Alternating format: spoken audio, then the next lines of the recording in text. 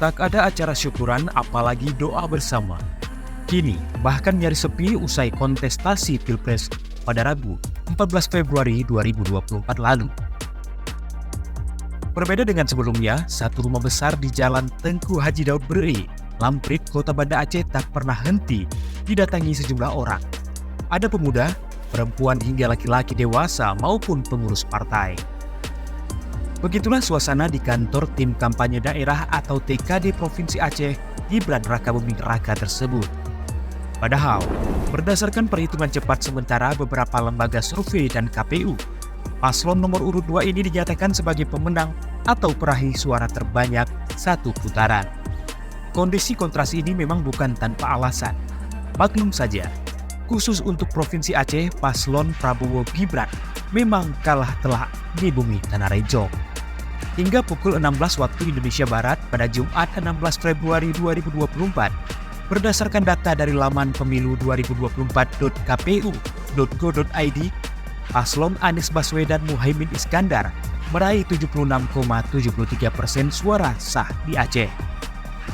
Prabowo Gibran hanya 20,85% dan Ganjar Mahfud anjlok atau meraih 2,12% suara. Mungkin karena realita itu pula, hingga kini Mualim bersama TKD Aceh tidak menggelar jumpa pers atau mengeluarkan pernyataan resmi terkait hasil perhitungan cepat sejumlah lembaga survei tadi. Begitupun hasil miris tersebut bukanlah sesuatu yang baru. Sebab sejak awal tim kampanye nasional atau TKN Prabowo Gibran telah memprediksi akan mengalami kekalahan di Aceh serta Sumatera Barat. Pengakuan serupa juga disampaikan Ketua TKD Aceh Prabowo Gibran, Muzakir Manaf, atau yang akrab disapa Mualim. Menurutnya, lawan terberat Prabowo Gibran di Aceh adalah Anies Baswedan. Tapi ketika itu Mualim masih tetap optimis dengan mematok target 75 hingga 85% Prabowo Gibran di Aceh. Itu disampaikan Mualim usai mengadakan rapat dengan jajaran Komite Peralihan Aceh atau KPA dan pimpinan Partai Aceh atau PA se-Aceh di Banda Aceh. Namun hingga Jumat 16 Februari 2024 sore, secara nasional dan berdasarkan laman pemilu 2024.kpu.go.id, Prabowo Gibran unggul 57%, sedangkan Anies Caimin meraih 24,98% dan Ganjar Mahfud berada pada angka 18,02%.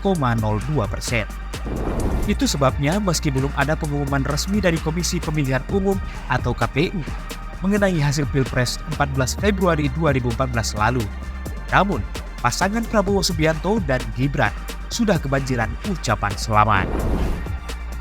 Tak tanggung-tanggung, selain dari Presiden Republik Indonesia Joko Widodo, ucapan serupa juga datang dari sejumlah kepala negara sahabat, baik di kawasan Asia dan benua lainnya. Pertama, Perdana Menteri Belanda Mark Rutte. Dalam akun resminya di X, Rutte mengatakan bahwa ia telah memberikan ucapan selamat kepada Prabowo dan mengaku siap bekerja sama ke depannya dengan pemerintahan baru. Kedua, Perdana Menteri Australia Anthony Albanese di media sosial X, ia mengaku telah mengucapkan selamat kepada Prabowo dan Indonesia karena telah menggelar Pilpres. Ketiga, Perdana Menteri Singapura Lee Hsien Loong. Keempat, Perdana Republik Ceko Petr Fiala, dan akun X-nya Fiala mengatakan bahwa dirinya memberikan selamat kepada Prabowo dan berharap ada transisi pemerintahan yang mulus di Indonesia pasca pemilu. Kelima, Perdana Menteri Malaysia Anwar Ibrahim dan Presiden Sri Lanka Ranil Wickremesinghe. Keenam, pemerintah Amerika Serikat. Hal ini disampaikan langsung juru bicara Departemen Luar Negeri Amerika Serikat Matthew Miller pada Kamis 15 Februari 2024. Ketujuh, India.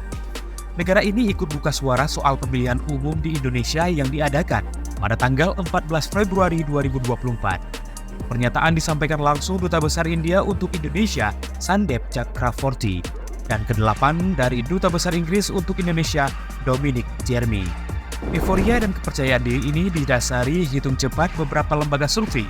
Per 15 Februari pagi, angkanya di LSI Litbang Kompas dan Carta Politika berturut-turut 57,46%, 58,61%, dan 57,79%. Sementara itu pasangan Anies Baswedan Muhaimin Iskandar di survei yang sama, perolehan suaranya 25,3%, 25,28% dan 25,7%. Sedangkan Ganjar Pranowo Mahfud MD 17,23%, 16,11% dan 16,5%. Nah, jika di putaran Banda Aceh, paslon Prabowo Gibran harus menelan pil pahit. Berbeda di rumah Prabowo Subianto, Jalan Kartanegara nomor 4, Jakarta Selatan. Sejumlah tim ses menyambut kemenangan ini dengan sukaria. Pada media pers, Wakil Ketua Dewan Pakar TKN Budiman Sudjamiko dan Wakil Ketua TKN Habibur Rahman mengaku kaget atas perolehan suara yang diperoleh, meskipun mereka sudah yakin betul akan menang. Di sisi lain, mereka sudah menyiapkan panggung untuk Prabowo Gibran berpidato pada hari itu juga di Istora Senayan, Gelora Bung Karno, Senayan, Ba'da Isya. Pada acara yang dihadiri ribuan pendukungnya tersebut, Prabowo tidak sujud syukur sebagaimana diantisipasi publik aksinya yang ikonik pada Pilpres 2014 dan 2019. Ia meminta pendukungnya tetap rendah hati. Saya bersama Mas Gibran berpesan, walaupun tidak bersyukur, kita tidak boleh sombong, tidak boleh jemawa, kita tidak boleh euforia, ujar mantan Danjen Kopassus yang saat ini masih menjabat Menteri Pertahanan tersebut. Malam itu Prabowo Gibran yang sudah mendarat di Jakarta mengenakan kemeja kotak-kotak biru. Ia menanggapi kemenangan sementaranya dengan himbauan kepada seluruh pihak untuk bersikap damai. Saudara-saudara sekalian, kita harus tetap tunggu hasil resmi KPU. Kita yakin demokrasi Indonesia berjalan dengan baik. Kemarin, kita laksanakan kampanye dengan semangat, kadang-kadang dengan kata-kata yang keras. Itu namanya kampanye. Sekarang kampanye telah selesai. Kita harus bersatu kembali. Begitu kata Prabowo. Prabowo selalu menjadikan kandidat pemilihan presiden sejak tahun 2009. Kala itu, ia menjadi cawapres yang mendampingi Megawati Soekarno Putri. Kemudian ia menjadi capres pada Pilpres 2014, 2019, dan 2024. Lagi-lagi, Budiman Sudjamiko mengaku tak menyangka perolehan suara Prabowo Gibran akan setinggi itu. Menurutnya, angka tersebut melampaui ekspektasi TKN. Namun Budiman menebak salah satu faktornya adalah kesalahan lawan pemilu. Menurutnya, pasangan capres dan cawapres lainnya menghabiskan waktu untuk menyerang Prabowo Gibran, sehingga mereka lebih dikenal publik dari serangannya ketimbang program-program yang menjadi kekuatannya. Menurut hasil hitung cepat Carta Politika, dari 38 provinsi Prabowo Gibran menang di 35 wilayah. Hanya di 3 wilayah Anies Muhaimin jadi pemenangnya, yaitu Aceh, DKI Jakarta, dan Sumatera Barat. Di tubuh Koalisi Amin, Sekjen DPP Partai Nasdem Hermawi Taslim mengaku hasil hitung cepat di bawah ekspektasi kubunya. Kami 25% ini di bawah ekspektasi. Kami memperkirakan kita ada di kisaran 37-38%. Itu berdasarkan analisis terukur, baik dari survei Timnas Amin, survei internal partai maupun konfirmasi dengan daerah. Kami berpikir juga Ganjar di angka 20-an. Ternyata bukan hanya kita yang di luar ekspektasi, ungkap ia kepada awak media pers di Jakarta. Ditanya mengenai faktor yang menyebabkan hal tersebut, Hermawi tidak mau menduga-duga. Ia menyatakan menerima hitung cepat sebagai metode ilmiah yang dapat dipertanggungjawabkan. Di sisi lain, pihaknya sedang bekerja menghitung real account versi mereka sambil memantau penghitungan resmi dari KPU. Mereka juga tengah mengumpulkan bukti bila ada indikasi kecurangan. Nah, jika kita sepakat dengan dua pendapat tadi, maka tak ada alasan lagi bagi tim ses maupun pendukung paslon Anies, Caimin, dan Ganjar Mahfud kecuali segera move on serta menerima takdir atau keputusan Allah Subhanahu wa Ta'ala mengenai sosok pemimpin negeri ini untuk 5 tahun ke depan. Selamat untuk 08 menjadi Presiden ke-8 Indonesia, maju bersama Prabowo Gibran.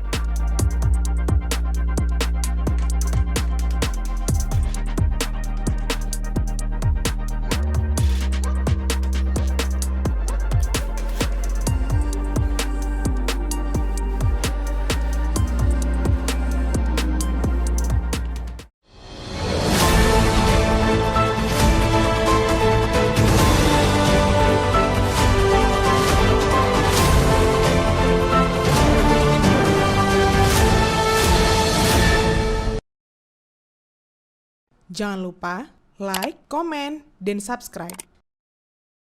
Serta aktifkan lonceng notifikasi